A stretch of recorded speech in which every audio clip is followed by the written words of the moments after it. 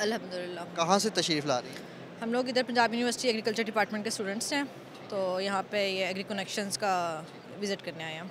आप agriculture department से आपका ताल्लुक़ है, हाँ जी। एग्रीकल्चर के हवाले से आपके पास काफ़ी इन्फॉर्मेशन होगी। हाँ जी। यहाँ पे जब एक्सपो सेंटर लाहौर आए हैं तो सबसे पहले आपने कौन से स्टॉल को विज़िट किया?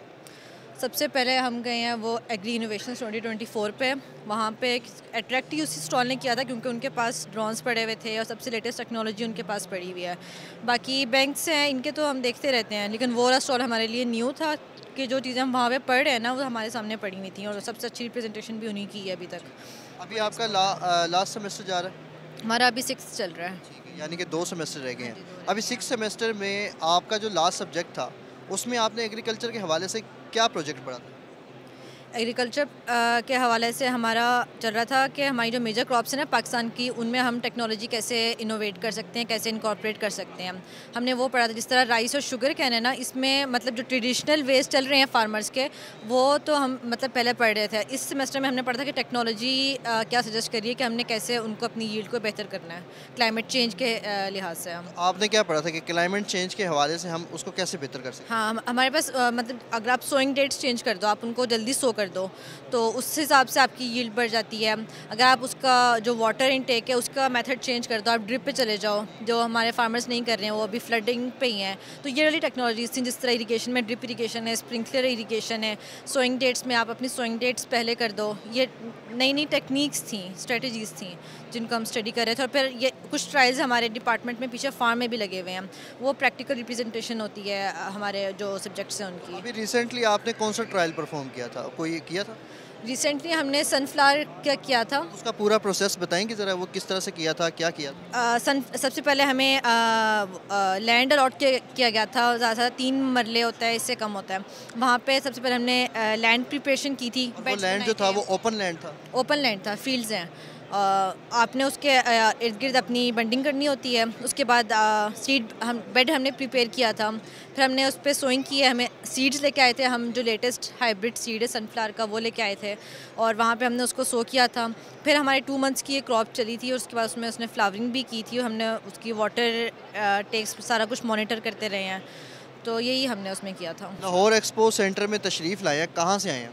जी, मैं बेसिकली मुरीदके का रहने वाला हूँ और मैं जॉब कर रहा हूँ गैलेक्सी राइस मिल में, एमनाबाद गुजरांवाला में। गैलेक्सी राइस मिल्स का सर क्या काम है, सर्विसेज क्या है? सर ये मैं हूँ वहाँ पे SRP प्रोजेक्ट है, सस्टेनेबल राइस प्लेटफॉर्म, उस प्रोजेक्ट को डील कर रहा हूँ। तो उसमें हमारा जो मैं वहाँ पे सुपरविजन कर रहा हूँ। XAG ड्रोन्स है हमारे पास, ड्रोन्स और transplanter MTR, mechanical rice transplanter, इन 2 चीज़ों को मैं देख रहा हूँ। मेनली जो मेरा काम है वो ड्रोन्स पे है। सर आप लाहौर एक्सपो सेंटर तशरीफ़ लाए हैं, यहाँ पर आपको क्या कमियाँ नज़र आई है? ड्रोन्स के हवाले से बताएं। सर जो मेरा यहाँ पे बेसिकली विज़िट था वो मुझे ये था कि यहाँ पे आएंगे, कोई इनोवेटिव आइडियाज़ लेंगे। यहाँ पे ड्रोन्स का मुझे था कि यहाँ पे ड्रोन्स कंपनीज़ आई होंगी, उनको देखेंगे, उनका कोई लेंगे कि क्या आइडियाज़ हैं। तो बेसिकली जो मैंने 2-3 स्टॉल्स विज़िट किए हैं, वहाँ पे यहाँ पे किसी के पास NOC नहीं है, किसी के पास वो बहुत सारे बैरियर्स हैं उनके पास ना ड्रोन्स के हवाले से। तो मेनली जो मुझे ये लगता है कि हमें पाकिस्तान को ये इससे ड्रोन को लेके अच्छे तरीके से इसमें आगे बढ़ना चाहिए, ड्रोन्स पे काम करना चाहिए। क्योंकि अगर हमारे जो नियरेस्ट कंट्री है, इंडिया है, चाइना, उसके या अमेरिका, चाइना में तो ड्रोन का भरपूर इस्तेमाल हो रहा है। बिल्कुल, और हमने भी जो चाइना से ही इंपोर्ट किए थे XAG XP 2020 agriculture spraying drone, तो वो हमने इंपोर्ट किए। उस पर हमारे जो मालिकान है, जैसे शाहिद हुसैन तारिर साहब हैं, उसका बहुत ब्रॉड विजन है। वो चाहते हैं कि इस पर हम ड्रोन्स को अच्छे तरीके से पाकिस्तान में इंट्रोड्यूस करवाएँ। मैकेनिकल जो भी चीज़ें हैं, इनोवेटिव चीज़ें, उनको हम पाकिस्तान में लेके आएँ। उन्हीं में से एक चीज़ ड्रोन थी जो हम पाकिस्तान में लेके आए, और फार्मर्स को हम उसके साथ फैसिलिटेट कर रहे हैं। राइस पे हमारा बहुत सारा काम है, हाफजाबाद एरिया है, नरोवाल एरिया हम कवर कर रहे हैं। इसी तरह हम कॉटन पे और शुगर केन पे भी इंशाल्लाह हम जाएंगे।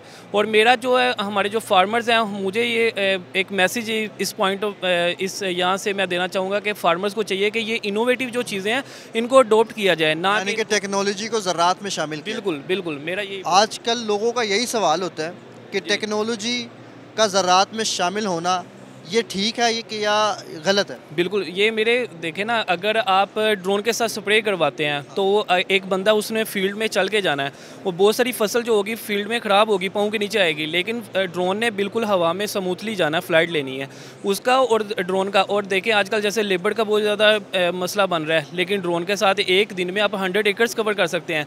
एक बंदा 100 एकर्स कवर नहीं कर सकता एक दिन में। इसी तरह बहुत सारे ऐसे और भी इशू हैं। एक, अब अगर आप पेस्टिसाइड का एक पैकेट जो है वो आप यूज़ करते हैं 1 एकड़ के लिए, अगर ड्रोन के साथ आप स्प्रे करते हैं तो उस पेस्टिसाइड की अमाउंट भी कम हो जाए, वो उसकी पेस्टिसाइड का जो रेशियो है वो भी कम हो जाएगी। तो मेरे ख्याल से हर लिहाज से ये बिल्कुल परफेक्ट है drone technology. Sir expo centre Lahore में ज़राअत के हवाले से एक्सपो सजाया गया, मैं यहाँ पे देख रहा हूँ सर्विस टायर्स भी मौजूद है। सर किसान और टायर का बड़ा एक आपसी ताल्लुक है, इस हवाले से क्या कहना चाहिए? सर बेसिकली हमारे जो किसान हैं पाकिस्तान में, उनको पहले बहुत दुश्वारी थी कि वो जो भी टायर्स उनको मिलते थे अच्छी क्वालिटी के, वो उनको इम्पोर्टेड टायर्स मिलते थे और वो समटाइम्स ब्लैक में जो टायर्स आते थे उनको इस्तेमाल करते थे, जो कि उनको रेट्स में भी ज़्यादा एक्सपेंसिव पड़ते थे। सर्विस टायर्स ने सेम क्वालिटी को जो है मद्देनज़र रखते हुए अपनी प्रोडक्ट डेवलप की और उनको फैसिलिटेट किया है कि लोकल मार्केट के अंदर उनको जो टायर्स अवेलेबल हैं वो इस्तेमाल कर सकें, और सेम क्वालिटी जो वो इम्पोर्टेड टायर्स में इस्तेमाल कर रहे थे वो हम लोकली उनको प्रोवाइड कर सकें। सर एक्सपो सेंटर में ग्रीन स्टॉल सजाया हुआ है, अपने स्टॉल के हवाले से बताएं, अपनी कंपनी की सर्विसेज के हवाले से बताएं। जहाँ तक ग्रीन का ताल्लुक है जी, तो ग्रीन तो पूरी दुनिया में एक कूल और एक प्रॉस्पेरिटी का सिंबल है। तो हमारा फातिमा ग्रुप का भी जो मेन लोगो है और उसका जो मेन आप यूँ कह सकते हैं कि जो उसका ऑब्जेक्टिव है वो भी यही है कि हमने ग्रीन रेवोल्यूशन लाना है, और उस रेवोल्यूशन के लिए हम जो बैलेंस यूज़ ऑफ फर्टिलाइज़र है और जो एक्चुअल हमारी वेदर कंडीशंस हैं, जो क्लाइमेटिक कंडीशंस हैं पाकिस्तान की, आबो हवा जो है, उसके अलावा उसकी जो ज़मीनों की खसूसियात हैं, उनको मद्देनज़र रखते हुए हमारे ग्रुप ने जो है ना जी सरसब्ज़ ब्रांड के नाम से नाइट्रोफास और कैन गुआरा को मुतारफ़ करवाया है, जो कि पाकिस्तानी ज़मीनों की खसूसियात को मद्देनज़र रखते हुए बनाई गई हैं। और पूरे पाकिस्तान में फार्मर हजरात जो है ना वो अपने वेजिटेबल्स पे, मुख्तलिफ़ क्रॉप्स पे, फसलों पे, बागात पे, सब्ज़ियात पे इसको इस्तेमाल करके जो रिवायती खादें हैं उनके मुकाबले में बेहतर पैदावार हासिल कर रहे हैं। यही हमारा मकसद है जी कि खादों के मुतवाज़न इस्तेमाल के ज़रिए बेहतर पैदावार का हसूल और उसके साथ साथ अखराजात में कमी और आमदन में इजाफ़ा। जी जी। आजकल पाकिस्तान में एक बड़ा मसला बड़े अरसे दराज से चलता हुआ आ रहा है, खाद सही है, खाद ख़राब है, खाद केमिकल से जो है वो भरपूर है या खाद में केमिकल नहीं है। किसानों की बड़ी शिकायत है सर, अच्छी खाद की पहचान कैसे हो सकती है? देखें, इस हवाले से मेरी पहली गुजारिश तो ये होगी कि हमारे जितने भी काश्तकार और किसान हजरात हैं, वो जो खाद कंपनियां हैं, फर्टिलाइज़र कंपनीज़ के मुस्तनद जो डीलर हजरात हैं, हमेशा उनकी ये कोशिश होनी चाहिए, बल्कि पहली तरजीह होनी चाहिए कि वो खाद वहाँ से ख़रीदें, मुस्तनद डीलर हजरात से ख़रीदें और डीलर के अलावा कहीं से भी खाद ना ख़रीदें। दूसरा, जहाँ तक खाद के असली और नकली और जो काउंटरफेट और काउंटरफेल्ड और इस तरह के जो प्रॉब्लम्स हैं, उनके लिए जो है ना जी तमाम जो हमारे फील्ड ऑफिसर्स हैं फातिमा फर्टिलाइज़र के, वो हम अपनी जो डेली रूटीन की एडवाइज़री सर्विसेज में तमाम काश्तकारों को अपनी खाद के असल होने की और उसकी पहचान के हवाले से जो उसकी चीदा खसूसियात हैं, उसकी फ़िज़िकल करैक्टरिस्टिक्स हैं और उसकी फिर जो है ना जी अपीयरेंस है बैग की, मुख्तलिफ जो लोगों के हवाले से जो हो सकती हैं, वो अवेयरनेस हम अपने प्रोग्राम में देते रहते हैं।